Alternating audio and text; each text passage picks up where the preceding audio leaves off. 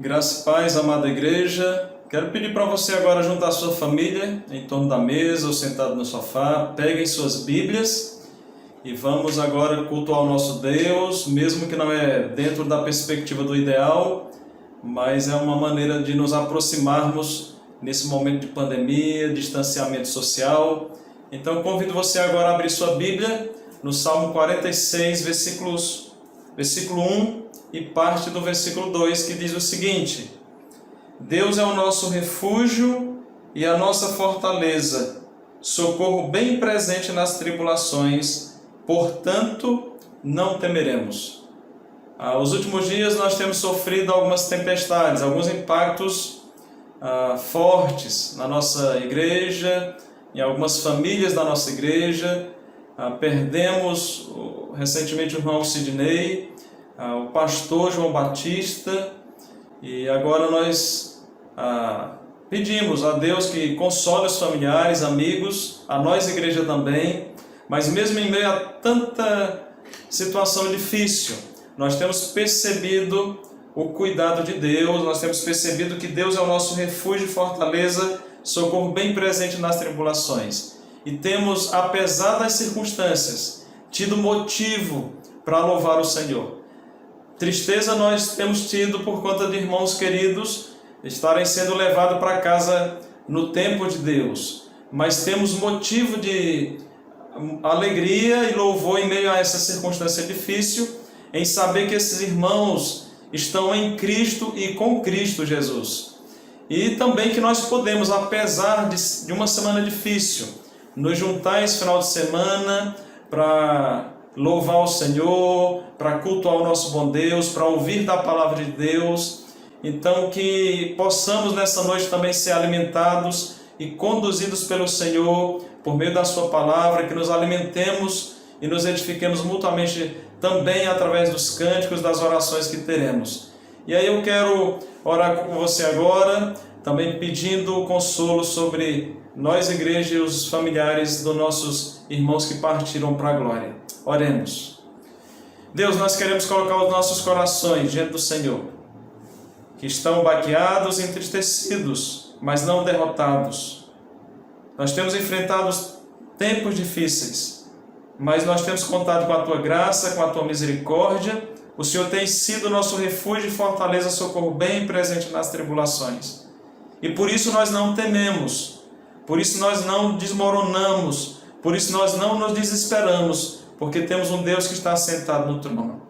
Então cuida dos familiares, cuida de nós como igreja, cuida dos amigos, trazendo o Teu consolo e a paz do Senhor que excede todo entendimento aos corações.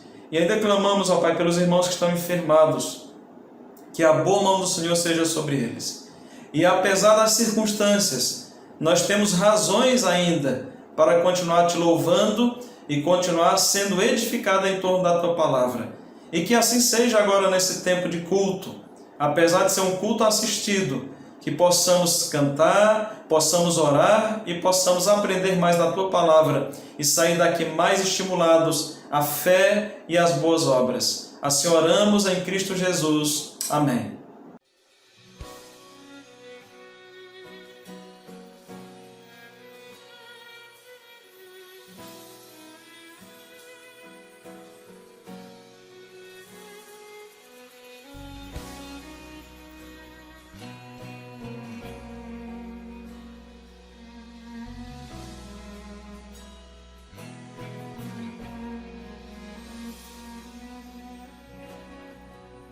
A Ti eu vou clamar, pois tudo vem de Ti e tudo está em Ti.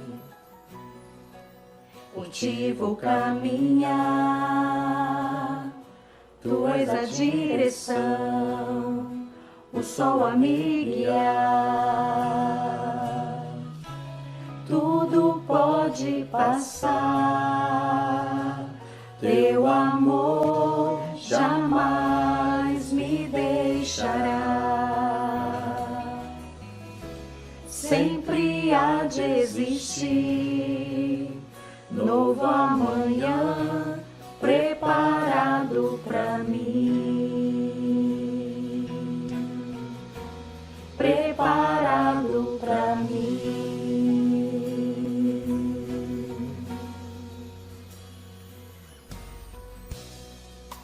a ti eu vou clamar, pois tudo vem de ti e tudo está em ti. Por ti vou caminhar, tu és a direção, o sol a me guiar. Tudo pode passar, teu amor jamais me deixará. Sempre há de existir novo amanhã preparado pra mim, preparado pra mim, preparado pra mim.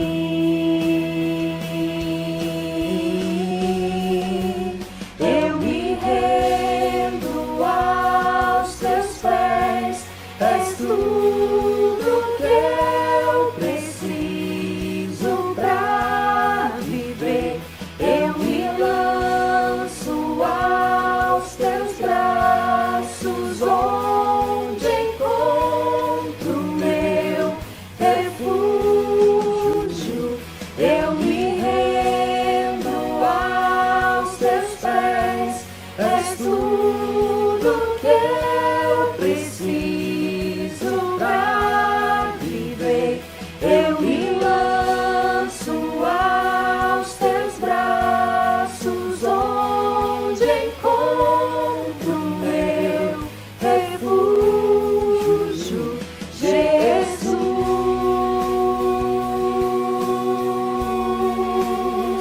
Eis-me aqui,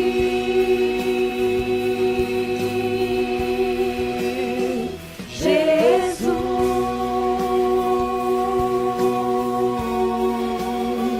Eis-me aqui,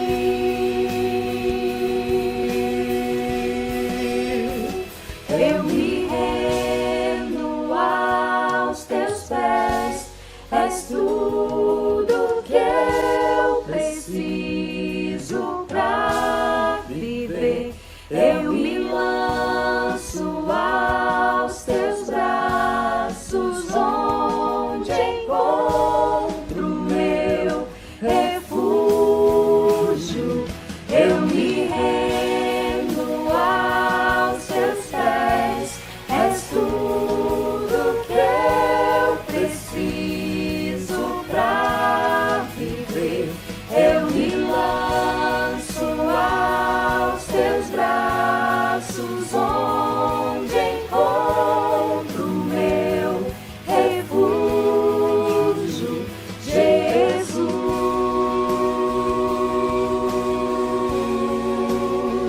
Eis-me aqui,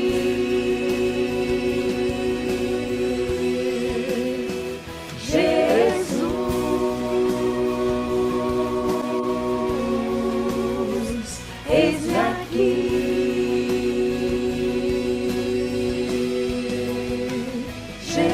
Jesus.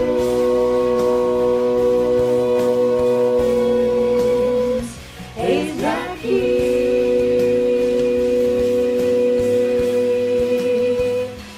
Jesus.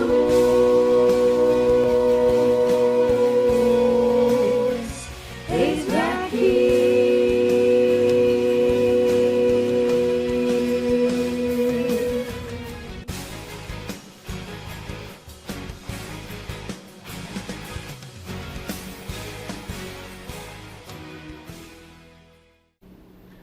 Vamos orar? Senhor Deus, nós queremos te exaltar, te glorificar, dizer que Tu és o nosso Senhor, ó Pai. Queremos te agradecer pela Tua presença constante em nossas vidas. Ó Pai, queremos te agradecer pelo Teu amor fiel. Ó Deus, nós queremos te agradecer por quem Tu és, ó Deus, por tudo que Tu és, porque Tu não mudas, ó Pai.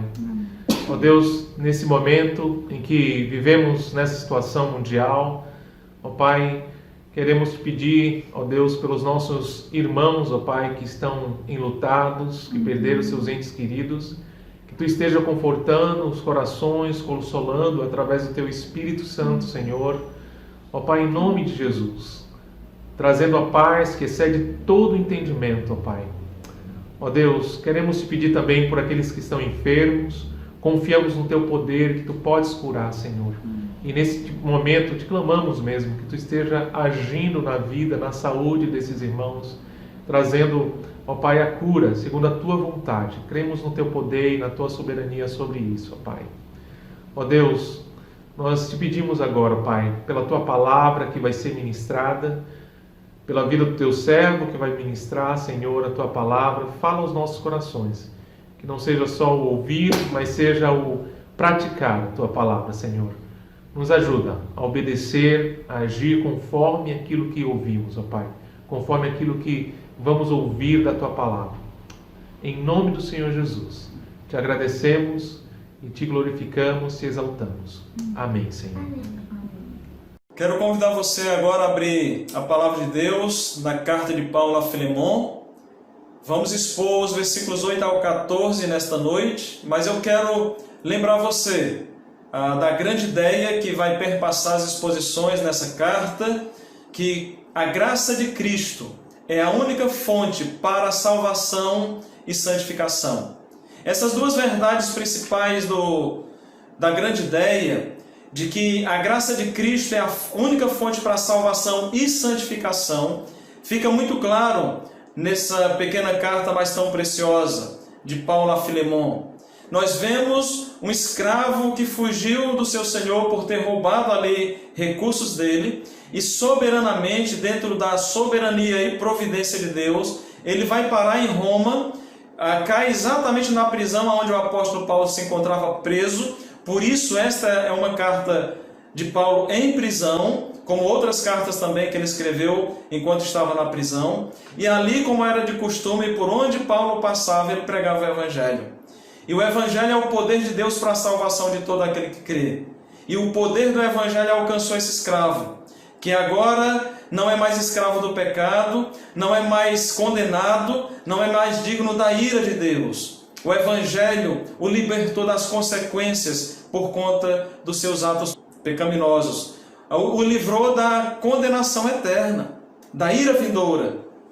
Mas também trouxe a esse homem uma nova perspectiva. Fez que ele enxergasse que o Evangelho não é só confessar Jesus como Senhor e Salvador da sua vida. O Evangelho implica em vidas transformadas. É tanto que o cristianismo, ele é marcado não apenas pelos seus dogmas, pelos fundamentos da fé, pela sã doutrina, mas ele é marcado por tudo isso que produz vida transformada. Vidas transformadas ao caráter de Cristo Jesus, vidas que estão redundando em glorificação ao nome de Deus, vida que traz aprazimento ao Senhor Deus, uma vida agora no relacionamento entre a criatura que estava distante e separada da glória de Deus e agora foi reconciliada com Deus. Então esse homem foi reconciliado com Deus mediante a pregação do Evangelho, a sua confiança na obra tão somente de Cristo Jesus na sua vida. E agora nós vemos Paulo instruindo esse homem a restaurar o seu relacionamento com o seu Senhor. É verdade que agora ele é nova criação em Cristo. As coisas velhas já passaram e tudo se fez novo em sua vida. E exatamente por se fazer novo, o Evangelho trouxe uma nova roupagem para esse homem. Ele agora tem que se despir do velho homem que o matava, que o condenava, e agora se renovar no homem que se refaz em Cristo Jesus. E nesse processo de se despir, a gente chama do processo santificador. Esse homem agora tinha que, uma vez salvo em Cristo, uma vez tendo a promessa da vida eterna, ele precisava agora aqui na terra ter uma vida que glorificava o nome do Senhor. E ele tinha esse relacionamento quebrado, tinha esse problema a ser resolvido na sua vida. E agora o apóstolo Paulo conduz a uma restauração de relacionamento. E a semana passada nós vimos que Paulo construiu esse ambiente. E o texto que nós abordaremos nessa noite é um texto onde nós vemos que está dentro do ambiente de uma petição de Paulo. Paulo vai fazer um pedido a Filemon para que ele receba o seu servo escravo e agora irmão caríssimo em Cristo Jesus. Receba ali na cidade de Colossos de volta. E ele vai trabalhar isso, que eu quero aqui dar o meu mapa, por onde eu vou andar nessa noite com vocês. O mapa basicamente é a postura, nós veremos a postura de Paulo no primeiro momento, de como ele se postulou diante desse pedido. Como é que ele chegou para Filemon fazendo esse pedido? Qual foi a postura, a sua atitude? Nós veremos isso. Também veremos no decorrer do pedido alguns motivos que Paulo apresenta a Filemon, pelos quais ele deve receber de volta o seu escravo Onésimo. Então ele vai dar algumas razões legítimas que nós destacaremos aqui nessa noite para nós, para a nossa edificação, para a nossa instrução e até servindo como princípios e instruções na resolução de conflitos, seja na nossa vida ou nós sendo instrumentos nas mãos do Redentor, cooperando para sermos pacificadores. E por fim, eu farei algumas considerações finais, trazendo implicações dessa exposição, desse texto, dessa palavra para as nossas vidas. Então vamos começar observando qual foi a postura de Paulo diante da petição ao seu filho na fé, Filemon. Quero ler o texto e depois nós trabalharemos os versículos inicialmente de 8 ao 10, que diz o seguinte: Pois bem, ainda que eu sinta plena liberdade em Cristo para te ordenar o que convém, prefiro todavia solicitar em nome do amor, sendo que sou Paulo, o velho, e agora prisioneiro em Cristo Jesus. Sim, solicito-te em favor do meu filho Onésimo, que gerei entre algemas. Então a postura de Paulo, que persuade no primeiro momento a Filemon, é que ele vem com uma postura de humildade, vem na condição de um pacificador, ele não se põe na condição de um senhor. Paulo ele tinha uma posição apostólica, uma prerrogativa apostólica, ele inclusive tinha um compêndio de posições, ele era pastor, era mestre, era apóstolo. Então Paulo ele tinha um crachá cheio de posições dadas por Deus para ele. Mas ele prefere não fazer assim, usar da sua posição para dar ordem. Mas ele poderia fazê-lo legitimamente diante do Senhor. Mas ele diz que prefere solicitar. É isso que nós vemos aqui no texto. Versículo 9 ele diz: eu prefiro. Prefiro o quê? Por duas ocasiões ele fala aqui no texto. Versículo 9: solicitar-te em nome do amor, primeiro. E aqui eu já quero destacar essa importância do princípio do amor na restauração de relacionamentos. Muitas pessoas caem no erro de muitas vezes tentar resolver conflito usando a verdade de maneira equivocada. Às vezes numa crise, num problema, numa briga, mas a Bíblia manda você fazer isso. E num tom bruto. Mas não é assim que deve ser resolvido o conflito.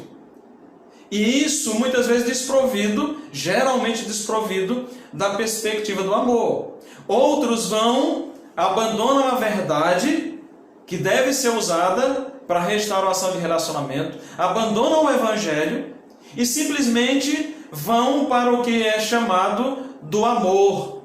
Um amor que não repreende, um amor que não exorta, um amor que não confronta pecado. Isso não é amor bíblico.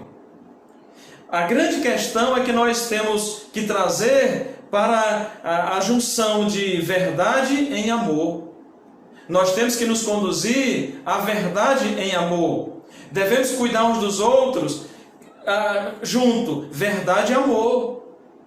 Sem amor, se eu usar a verdade de forma brutal, não vai valer nada. Inclusive vai trazer mais danos. E não é com a posição de superioridade que Paulo chega aqui. Ele chega tanto com amor quanto em verdade para conduzir não só um ambiente de restauração, mas agora para fazer uma petição para que esse homem receba de volta o seu escravo Onésimo. Ele não usa o seu crachá apostólico, ele não usa a sua posição de apóstolo, mesmo podendo fazer. Ele se apresenta como um servo piedoso e pacificador. Porque o clima da carta é esse.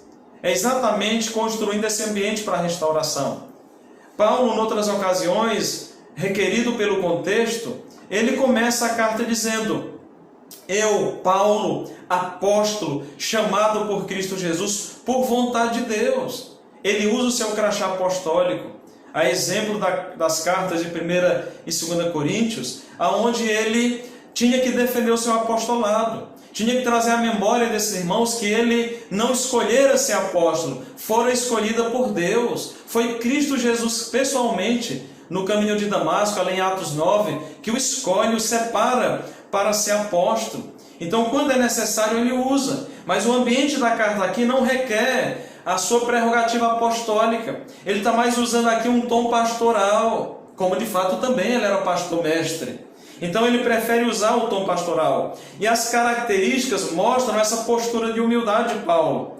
Porque em algumas ocasiões aqui, nos detalhes do texto, desses versículos lidos, ele se apresenta como servo.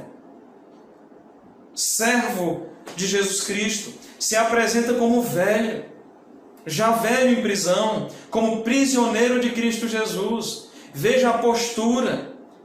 Algumas pessoas vão para essa atitude de tentar resolucionar os conflitos, que eu quero chamar aqui de força brutal verbal. Paulo não foi assim com esse tipo de atitude. Até porque as Escrituras dizem que a palavra dura suscita ira, mas a palavra branda desvia o furor. E Paulo aqui, com muita sabedoria do alto, ele está exatamente usando palavras adequadas para baixar a guarda de corações possivelmente armados para a guerra. Então Paulo usa dessa sua postura não como fachada, mas ele usa dessa postura como de fato um fundamento importante para a restauração de relacionamentos, que é a humildade. E ele segue o mesmo exemplo de Cristo Jesus. Veja que Paulo era apóstolo, ele tinha a posição de apóstolo, ele tinha a posição de pastor, ele tinha a posição de mestre, mas ele abre mão desses títulos, que são legítimos diante de Deus, e ele prefere se colocar na condição de servo. A semelhança de Cristo apresentado na carta de Filipenses capítulo 2, ele mesmo escrevendo, conduzido pelo Espírito Santo, ele diz: meus amados irmãos de Filipos, tende o mesmo sentimento que houve em Cristo Jesus, que não julgou com usurpação ser igual a Deus, mas antes a si mesmo se esvaziou, assumindo a forma de servo, e foi obediente até a morte, e morte de cruz. Um Senhor soberano, um Deus que poderia simplesmente, com seu poder, com sua majestade, mudar todas as coisas, ele decidiu rumo à restauração de relacionamento de pessoas para com ele, que estavam em conflitos com ele, conflitos com seu Criador. Ele abriu mão da sua glória, abriu mão do seu estado de glória no céu e se humilhou até ao ponto de se tornar figura humana e até a morte e morte de cruz. Eu quero fazer aqui uma distinção diante dessa atitude de Paulo imitando a Cristo Jesus. Paulo diz: olha, eu poderia, no versículo 8, mandar, ordenar, mas eu não vou fazê-lo, eu vou pedir. Paulo aqui, ele está usando da sua autoridade. Eu quero fazer uma distinção de duas questões aqui: autoridade e posição. As duas são bíblicas. Alguns vão chamar a questão da posição que eu estou colocando aqui, legitimamente, de ofício. A autoridade que Paulo está usando aqui é uma autoridade fruto de qualificações bíblicas, 1 e 2 Timóteo, uma vida extremamente qualificada por um caráter semelhante ao de Cristo Jesus, fruto também de um relacionamento a longo prazo com Filemon, alguém que conhecia a vida, o caráter, o trajeto ministerial de Paulo. Filemon conhecia isso. Então Paulo tinha uma autoridade construída diante desse homem e agora também diante de Onésimo. mas também Paulo tinha uma posição de ofício dado por Deus. Ele era apóstolo. Ele podia delegar, podia dar ordens, podia determinar algumas coisas. E, meus irmãos, a autoridade, ela sempre tem que estar junta com a posição. Mas eu quero ressaltar aqui que muitas vezes pessoas usam da sua posição mesmo sem ter autoridade. E por elas terem posição, elas vão também conduzir. E nós vamos ter algumas implicações no final sobre essa questão. Mas tanto a autoridade quanto a posição é bíblico. Nós estamos diante de uma geração que tem repulsa à questão de autoridades. Mas toda autoridade foi constituída por Deus. Tanto os governamentais são ministros de Deus, quanto os eclesiásticos também são autoridades provenientes de Deus, estabelecidas pelo próprio Deus. A posição não é ruim, o ofício não é ruim. A questão toda está no abuso da posição. Mas se há autoridade, não vai haver abuso da posição. Vai haver um bom uso. Então vão se tornar duas ferramentas, duas irmãs gêmeas, tanto a autoridade quanto a questão da posição dada por Deus.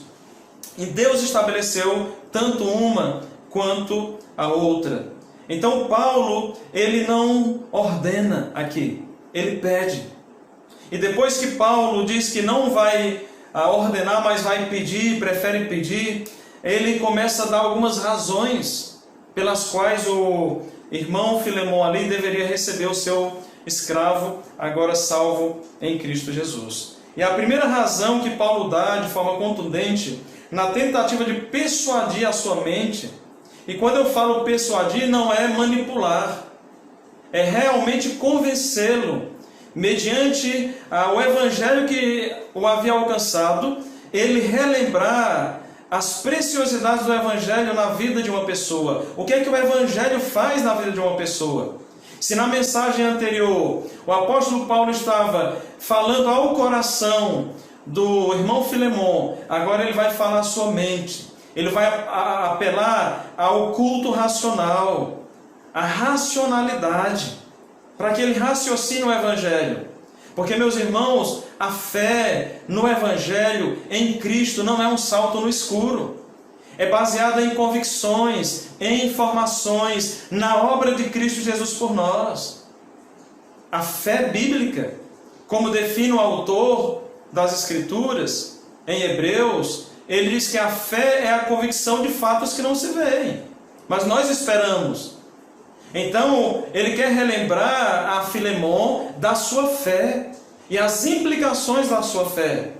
E o primeiro motivo que Paulo oferece aqui para Filemon, na tentativa que ele receba bem, que ele se reconcilie com seu servo, é que o evangelho alcançou Onésimo. Nós vemos isso no final do versículo 10. Mas eu quero reler todo o versículo que diz: sim, solicito-te em favor do meu filho Onésimo, que gerei entre algemas. Então ele está dando uma informação aqui para Filemon de que Onésimo teve um encontro com Cristo, que Jesus Cristo mudou a condição desse fugitivo. Pensando em termos espirituais, esse homem era um fugitivo de Deus. Ele andava como ovelha errante sem pastor. Ele agora teve um encontro pessoal com o Senhor Jesus. Agora ele faz parte de um aprisco. Ele faz parte do rebanho. Ele faz parte da igreja. Esse escravo agora salvo.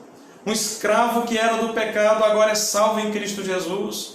Alguém que era algemado pelo poder do pecado, pelo império das trevas, pela sua própria natureza, agora é um homem liberto em Cristo Jesus.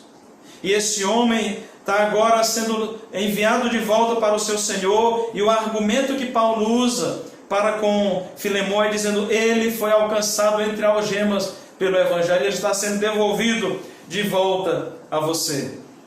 E meus irmãos, uma das questões importantes que nós precisamos lembrar aqui é que o Evangelho, ele traz implicações de mudanças práticas em nossa vida. O Evangelho não só traz uma consciência e uma realidade de estar livre da condenação eterna, livre da ira vindoura, livre das consequências por conta do nosso pecado. O Evangelho traz implicações de mudança de vida. O Evangelho não quer apenas produzir pessoas nominalmente cristãs, pessoas que têm nomes de cristãs, evangélicas, mas não têm uma vida de acordo com o Evangelho. O Evangelho requer demonstração de fé, uma fé viva, uma fé em ação, uma fé em movimento de transformação de vidas. Mas o primeiro motivo que Paulo oferece para esse homem é que ele foi alcançado pela graça de Deus. E tudo começa aí. Aquilo que o apóstolo Paulo falou em 1 Coríntios, Filipenses capítulo 1, versículo 6, ele diz: estou plenamente certo de que aquele que começou a boa obra há de completá-la até o dia de Cristo Jesus.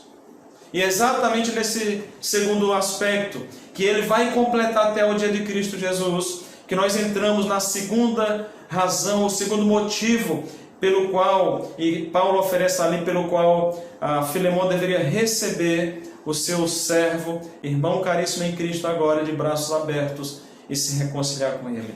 Então esse segundo motivo que Paulo oferece a Filemão é que o Evangelho alcançou, produzindo transformação de vida nesse homem, nesse escravo, nesse agora filho de Deus, pessoa que fazia parte da família do Senhor. E Paulo está dizendo a Filemão: o Evangelho alcançou, e você sabe muito bem que o Evangelho transforma vidas. A sua vida foi transformada pelo poder do Evangelho. Você é um homem piedoso, você é um homem que se dedica à obra de Deus, você é um homem comprometido com o avanço do reino, porque o Evangelho alcançou o seu coração, o Evangelho transformou o seu coração, e da mesma maneira que o Evangelho fez isso na sua vida, também fez isso na vida do nosso caríssimo irmão Onésimo. Agora ele é uma nova criatura, ele é um filho de Deus. Então ele deixa claro aqui para Filemão o que o Evangelho produziu na vida desse homem. E ele apresenta exatamente a natureza do Evangelho. O Evangelho ele traz um rompimento na vida do homem, na vida do ser humano. Da mesma maneira que Cristo, ao entrar na história, tem um antes e um depois. No nosso calendário existe um antes de Cristo e um depois de Cristo. Não é mais a mesma coisa. O passado da história sem Cristo, no sentido do calendário, e o depois de Cristo é totalmente diferente. Semelhantemente, na vida das pessoas, quando Cristo intervém, vem graciosamente em favor do pecador, o arrebata pela sua graça. Esse pecador, esse tal, como eu e você já fomos um dia, nós temos um antes e um depois. Nós temos uma referência. Nós temos ali um marco. E Jesus marcou a história de Paulo, marcou a história de Filemão, marcou a história de Onésimo, marcou a minha e a sua vida. E esse marco implica em, dali para frente, nós termos uma vida diferente. Nós temos uma vida que glorifica o nome do Senhor. Nós temos uma vida útil para o reino. E é sobre isso que Paulo fala no versículo 11. Ele diz: ele antes foi inútil, atualmente, porém, é útil a mim e a ti. Então Paulo coloca esse marco do antes e o depois. E uma coisa intrigante aqui para nós, até motivo de riso e meio irônico, porque o nome Onésimo significa alguém que é útil, ou benefício. Meus irmãos, esse homem sem Cristo era paradoxal no sentido do seu nome para com a sua vida. Ele só tinha utilidade, significado de utilidade no nome, mas era um homem inútil, um homem que era fugitivo, que vivia para si mesmo, um homem que era condenado, um homem que foi preso, estava distante de Deus, conflitado com outras pessoas no seu relacionamento. Era um homem sem Deus. E uma pessoa sem Deus é uma pessoa que não tem paz, é uma pessoa que não tem esperança, é uma pessoa que não tem perspectiva de vida, é uma pessoa que está perdida nos seus delitos e pecados. E esse homem foi encontrado. E uma pessoa que está sem Deus, que está debaixo da ira de Deus, ela não pode ter utilidade aos olhos do Evangelho para ter uma vida que glorifica o nome de Deus. Só pode haver essa possibilidade mediante o Evangelho, quando ela tem um encontro com Jesus Cristo. Eu não estou dizendo aqui que as pessoas não podem fazer coisas úteis, mas dentro do propósito redentivo, do plano de redenção de Deus, só pode haver um aprazimento de Deus para com a sua criatura em Cristo Jesus. Enquanto Cristo não se interpor na vida do pecador, ele não pode ter uma vida útil, não pode ter uma vida que glorifica o nome de Deus. Veja que a primeira motivação, o primeiro motivo que Paulo apresenta, é a entrada do Evangelho na vida desse homem. É ele ter sido alcançado pelo Evangelho. Porque não adianta pedir para uma pessoa que não tem uma experiência pessoal com Cristo, pelo Evangelho, pela graça por meio da fé, pedir para ela ter uma vida que glorifica a Deus. Isso vai ser um fardo. Alguém que não tem Cristo, pedir para ela ter uma vida de santificação, vai ser um problema. Ela não aguenta, é um fardo. Porque só pode ter uma vida agradável, uma vida de glorificação ao nome do Senhor, quem tem o poder do Espírito Santo habitando em si. Lembra que o Evangelho já dá todas as condições para uma vida justa, santa e piedosa. É a mesma coisa alguém querer ser salvo fazendo boas obras. A Bíblia diz que isso é impossível. Só pode fazer boas obras, segundo a luz das Escrituras, aquele que foi salvo pela obra de Cristo. A única obra que pode trazer salvação para o ser humano é a obra de Cristo Jesus. E quem não confiar nessa obra da cruz do Calvário que Cristo realizou pelo pecador, jamais poderá agradar a Deus, jamais poderá se voltar para Deus com uma vida agradável. É tanto que Paulo, em Efésios capítulo 2, versículos 10, mas quero ir um pouco antes, versículos 8 e 9, diz: porque pela graça sois salvos, mediante a fé, e isso não vem de vós, é dom de Deus, não de obras para que ninguém se glorie. Então fica claro aqui nesse texto que a salvação é pela graça por meio da fé. Ou seja, esse processo todo de graça e fé é o meio pelo qual Deus salva o pecador, não de obras para que ninguém se glorie. Se nós pudéssemos ser salvos pelas nossas obras, seria desnecessária a vinda do Salvador Jesus Cristo para morrer na cruz do Calvário. Seria dispensada, mas não foi assim no plano de Deus. Ele desejou que assim fosse moer o seu Filho na cruz do Calvário por conta das nossas iniquidades, para restaurar o nosso relacionamento com Ele e também com o próximo. Mas ele diz no versículo 10, ele diz: olha, nós fomos feitos, criados, ou feituras de Deus, criados em Cristo Jesus, para as boas obras, as quais Deus de antemão realizou para que andássemos nelas. Então Onésimo foi salvo pelo Evangelho. E agora ele foi salvo para a comunhão com Deus, restaurar a sua relação com o Criador, entre a criatura e o Criador. Mas ele foi salvo também para as boas obras, no sentido mais geral, para uma vida de santidade, uma vida de glorificação ao nome do nosso bendito e Salvador Jesus Cristo. Então Paulo está dizendo: Filemão, ele é uma nova criatura em Cristo Jesus. Ele foi transformado. Agora ele tem o Evangelho em ação.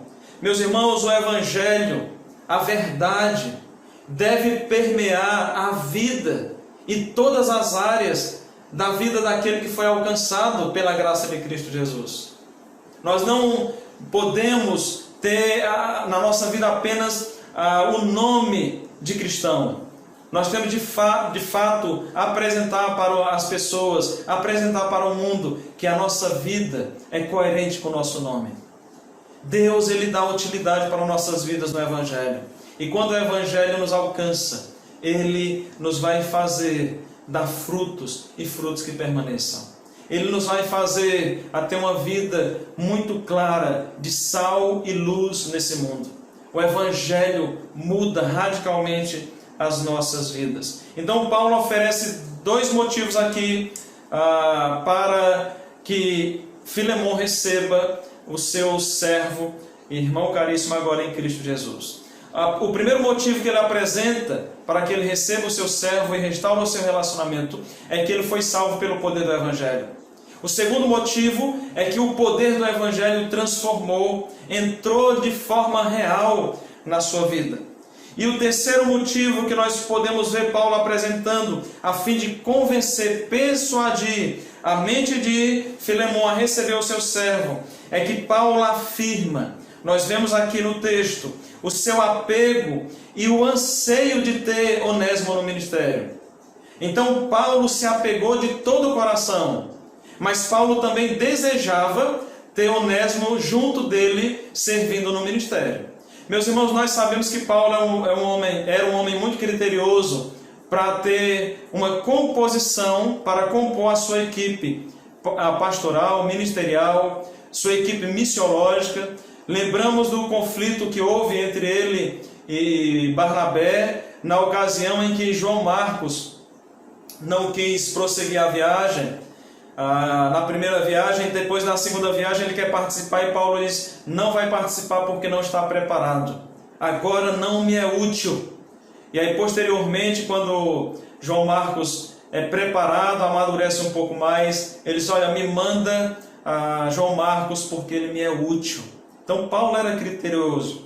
Então para ele chegar e dizer, olha, eu quero ter esse homem na minha equipe, é porque realmente era um homem que tinha sido lapidado pelo Evangelho, estava qualificado, o Evangelho produziu transformação de vidas. Vamos dar uma olhada no texto e ver isso aqui de forma clara. Veja o versículo 12, falando do apego de Paulo a Onésimo. Eu te envio de volta em pessoa, quero dizer, o meu próprio coração. Então Paulo ali tinha um relacionamento tão profundo que o Evangelho trouxe restauração desse escravo com o Senhor Deus, mas agora estava promovendo uma comunhão e um crescimento com os irmãos, ao ponto de Paulo dizer, é o meu próprio coração que eu estou enviando. Mas veja o versículo 13, eu queria conservá-lo comigo mesmo, para em teu lugar servir nas algemas que carrego por causa do Evangelho. Então agora Paulo está dizendo que Onésimo era motivo de encorajamento para Paulo. Então Paulo está traçando um mapa, ou ressaltando um mapinha, ou um caminho de volta na mente de Filemão, que ele pudesse enxergar quando o Evangelho alcançou a sua vida. Como o Evangelho tornou a vida de Filemão útil. Ele era um homem piedoso, um homem que serviu os santos, um homem que servia de encorajamento. Então Paulo está dizendo, o mesmo Evangelho que produziu isso na tua vida, Filemão, está produzindo na vida de Onésimo. Veja, eu quero esse homem comigo, eu quero que ele venha servir, eu quero conservá-lo comigo. Mas não o fiz, mas o meu desejo é esse, que ele me encorajasse como você me encorajou. Vemos isso aqui de forma clara. E aqui é bom deixar claro no finalzinho do versículo 13 que Paulo estava algemado, estava preso, não porque ele cometeu crime, algum pecado contra a sociedade, contra as autoridades ou contra o próprio Deus. Aqui ele está preso por causa do Evangelho e para a causa do Evangelho. Essa é a razão porque Paulo está preso ali nesse momento e entre algemas, prega o Evangelho e também quer ser consolado pela presença de Onésimo, já que a Filemão não podia estar com ele. O quarto motivo que Paulo apresenta a Filemão para tentar persuadi-lo a ele receber com braços abertos o seu servo e agora irmão caríssimo, Onésimo, é que Paulo apela para a voluntariedade de Filemão, tendo como base a bondade e não a obrigação. Nós vemos isso aqui no versículo 14. Nada, porém, quis fazer sem o teu consentimento, para que a tua bondade não venha a ser como que por obrigação, mas de livre vontade. E aqui vemos Paulo, mesmo ansioso, e mais uma vez ele repete a ideia do versículo 1, do versículo 8, onde ele diz, olha, eu tenho liberdade para fazê-lo, para te dar uma ordem, para que você receba esse homem. Poderíamos repetir o mesmo princípio, a mesma ideia no versículo 14, parafraseando, ele dizendo: olha, eu teria liberdade e condições de ordenar que Onésimo ficasse comigo, que ele não saísse daqui, que ele consolasse o meu coração e servisse de encorajamento no ministério. Mas eu não quero fazê-lo. Eu quero que voluntariamente você faça, de livre vontade. E você tenha como critério para fazer isso a bondade. Porque se não for com base na bondade, você não fará de coração, não fará para a glória do Senhor, não restaurará um relacionamento genuíno com esse homem. Então Paulo está dizendo o seguinte para Filemon, dizendo: olha, eu espero que você use de bondade para com seu servo. Meus irmãos, a graça, a bondade, a misericórdia são elementos necessários para que haja restauração de relacionamentos. Lembra daquela frase, dentro da postura, como nós devemos chegar para restaurar relacionamentos quebrados? Chegar para a pessoa e dizer: olha, se não fosse pela graça de Deus, se não fosse pela graça de Cristo, eu estaria no mesmo lugar de você. Mas por causa da graça de Cristo, eu estou podendo estar aqui. Não como alguém melhor do que você, não como alguém superior a você, mas como alguém que é participante da mesma graça, para que nós possamos crescer juntos. A postura. E ele está apelando aqui à postura também de Filemon, para que ele use de benevolência, para que ele não seja obrigado. Paulo não quer obrigar. Paulo quer que ele pense. Paulo não quer, meus irmãos, que ele seja forçado a perdoar. Ele não quer isso. E aqui eu quero fazer uma afirmação importante para nós, que somente o Evangelho oferece as condições para o perdão genuíno. Se não for o Evangelho, nós vamos ter muita dificuldade em perdoar. Vamos perdoar do nosso jeito, vamos perdoar da maneira errada, ou não vamos aplicar o perdão. Então eu reafirmo que só o Evangelho, ou somente o Evangelho, oferece as condições para o perdão genuíno. E o perdão genuíno é fruto de um coração que estende bondade, um coração que estende graça e misericórdia. Caso contrário, só será uma obrigação. Isso vai pesar o coração. Caso contrário, vai ser uma obrigação com reclamação. Não vai ser perdão.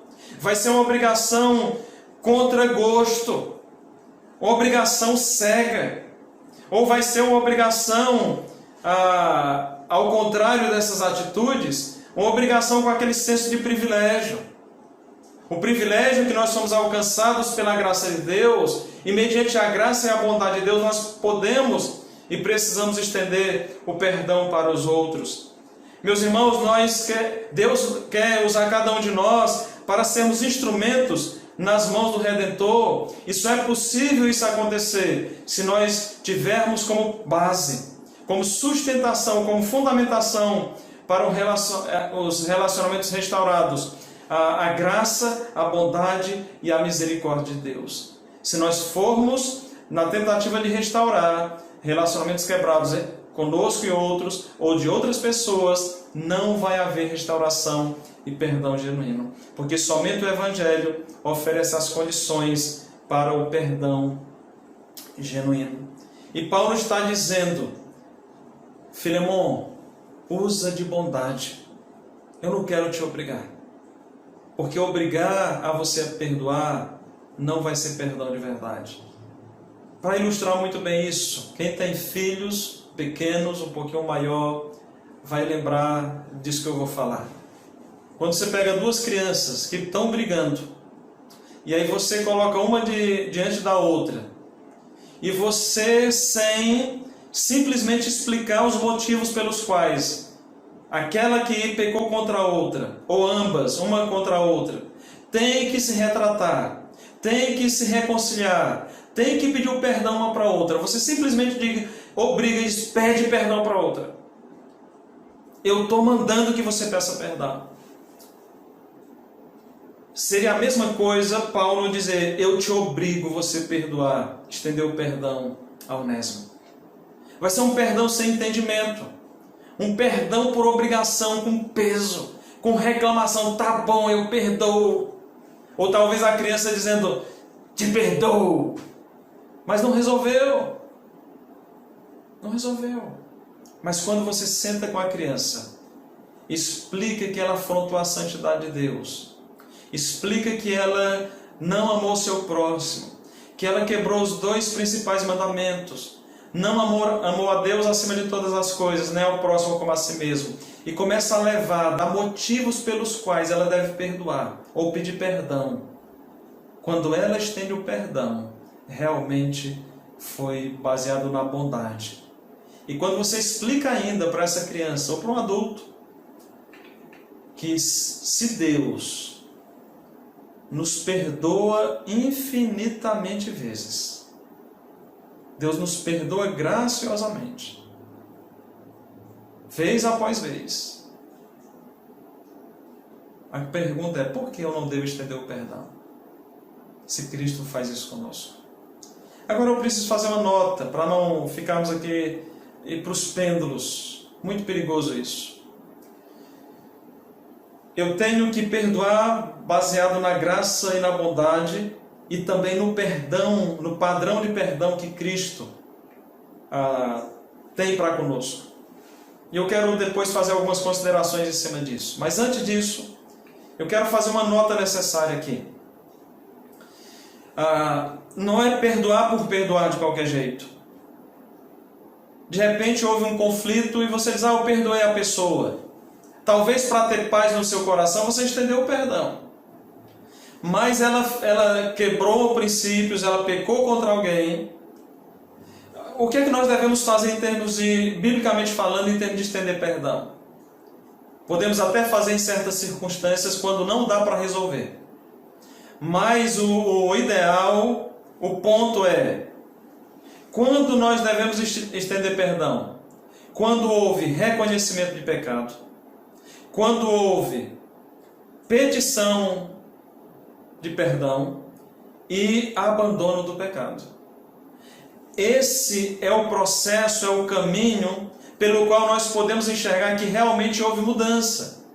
Porque não faz sentido, pensando no sentido mais amplo agora, você dizer, tá bom, eu te perdoo. Para você vai estar ok. Mas não restaurou o relacionamento. Aquela pessoa pecou contra você. Para ela resolver o problema de conflito contigo, ela tem que chegar e dizer, eu pequei contra você, me perdoe, e abandonar aquele pecado. Isso é o arrependimento bíblico. É reconhecimento de pecado, petição de perdão, porque, por exemplo, todos nós, talvez alguém que seja muito soberbo não vai fazer isso, mas todos nós reconhecemos que somos pecadores. Mas isso não basta. Nós precisamos, além de reconhecer que somos pecadores, precisamos confessar os nossos pecados. E a marca de que de fato nós reconhecemos que somos pecadores, que nós pedimos perdão, é por uma vida de transformação. Se eu peço perdão, se eu reconheço que sou pecador, peço perdão, mas não abandono o meu pecado, não houve mudança. Então os primeiros 2 passos não foram legítimos. Foram até verdadeiros no sentido de, tá bom, eu sou pecador, me perdoe, mas não foi o perdão bíblico, não foi um processo bíblico. Então quando nós estendemos o perdão é porque houve transformação. Observe o processo que Paulo está construindo. Ele está dizendo, ele foi salvo. Ele reconheceu sua necessidade de um Salvador. Esse Salvador entrou na sua vida e transformou a sua vida. Ele agora é útil. Ele teve transformação de vida. Paulo não ia apresentar um homem que simplesmente professou a fé em Cristo, mas não teve mudança de atitude. Mas esse homem foi transformado pelo poder do Evangelho. Então nós temos que lembrar desse aspecto, para a gente não expressar e aplicar um perdão que não é bíblico. Tem situações que realmente não dá para conversar, talvez algumas situações que podemos conversar noutra ocasião. É impossível rever a pessoa, é impossível lidar, e você no seu coração tem que dizer, Senhor, eu coloco diante de Ti, eu estendo perdão, e se tiver alguma ocasião que possamos conversar, ainda podemos acertar isso diante do Senhor. No caso de Onésimo, ele tinha como voltar e resolver com o seu Senhor. Queria fazer algumas considerações finais. O Evangelho nos leva a cumprir os nossos deveres cristãos, não esqueçamos disso.